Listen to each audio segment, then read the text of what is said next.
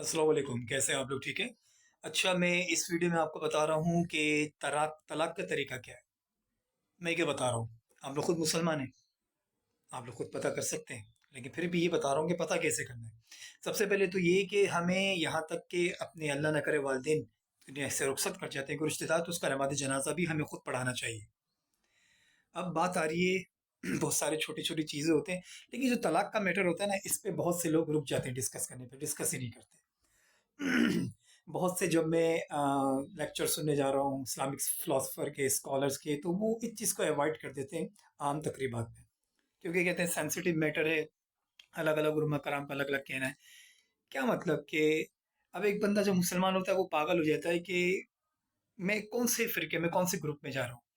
मैं एक आम आदमी जब बीवी को तलाक देता है, वो मौलवी कराम से पूछना चाहता है कि मेरी मेरी मेरी बीवी मेरे लिए हराम है या हलाल है।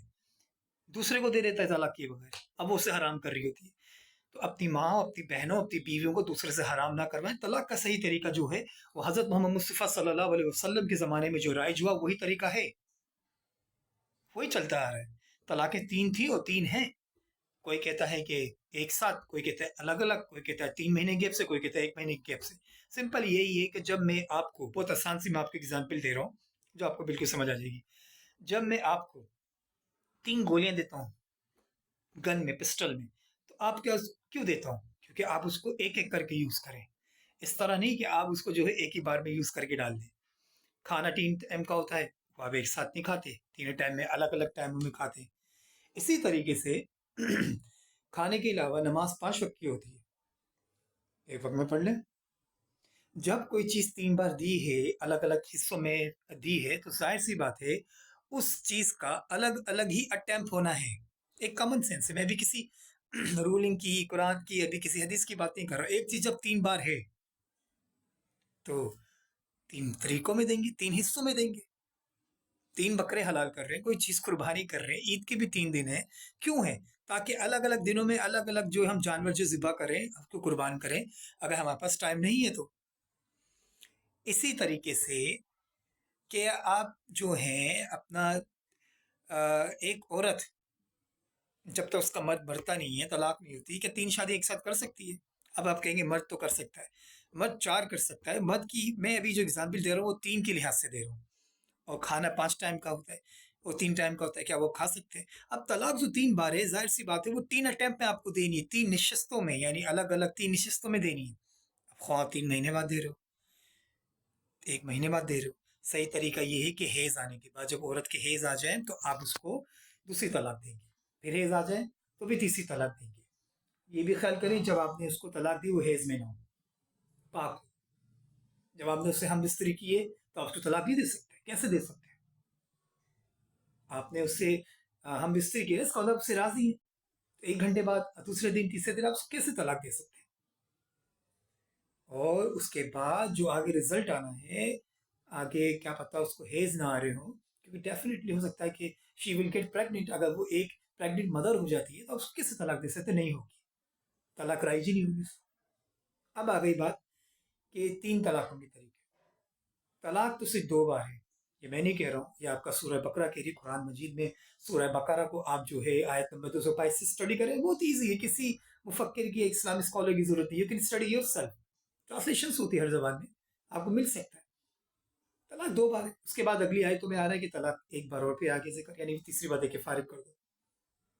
आप किसी भी अपने पसंद के इस्लामिक स्कॉलर को या अपने मौलवी साहब को या किसी इमाम साहब को पूछिएगा कि भाई तलाक देने का तरीका क्या है, ये नहीं बोलेगा मैं 3 तलाकें देकर आ गई। क्वेश्चन याद रखिएगा, 3 तलाक वो तरीका, वो आपको ही बताएगा कि 3 हिस्सों में दो। अब हजरत मोहम्मद सल्लल्लाहु अलैहि वसल्लम जब कोई आता था कि मैंने जो है तलाकें दे दी 3 एक साथी, तो वो साहबा कराम इसमें कि शरीयत के खिलाफ गए, वो तलवारें निकाल लेते थे भाई। तो अब क्यों आप एक साथ दे रहे हैं? इन चीजों को कैसे आप इग्नोर कर रहे हैं? 3 तलाकें जो दी गई हैं वो 3 हिस्सों के लिए हैं। आपने अगर एक तलाक दे दी, अब पॉइंट आ गया एक तलाक का, निकाह टूट गया, खत्म, औरत इद्दत में चली गई। अब अगर उस निकाह को फिर से सालिम करना चाह रहे हैं तो अपने मुंह से अदा करें कि मैं रजू करता हूँ इद्दत के ही पीरियड में। अगर इद्दत का पीरियड खत्म नहीं हुआ है, आपने एक तलाक दिया, 2 तलाक दी, और आपने इद्दत खत्म होने से मुंह से रजू कर लेते, ओरली आप स्टेटमेंट करते हैं कि मैं रजू करता हूँ, हो गया रजू।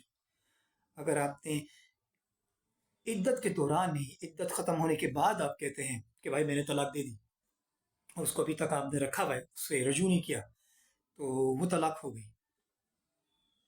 لیکن وہ جو طلاق ہو گئی ہے، اب دو طلاقوں کی بات کر رہا ہوں، دو طلاقیں جو آپ نے دے دی ہیں، اس سے آپ کا ٹائم، دو طلاق دے دی یا ایک طلاق دے دی اور آپ کا عدت پیریڈ ختم ہو گیا، ابھی یہ دوسرا مسئلہ یہ آ رہا ہے۔ پہلا مسئلہ یہ تھا کہ ایک طلاق دے دی، دو طلاق دے دی، عدت پیریڈ کے درمیان بتا دیا، کوئی نکاح کی ضرورت نہیں، کوئی حلالے کی ضرورت نہیں۔ اب دو یا ایک طلاق دے دی اور آپ کا عدت پیریڈ ختم ہو گیا، اب آپ کو جو عدت پیریڈ ختم ہو گیا، ایک نیا نکاح کرے نئی مہر کے ساتھ، کیونکہ آپ کا نکاح ختم ہوا، طلاق پوری نہیں ہوئی ہے۔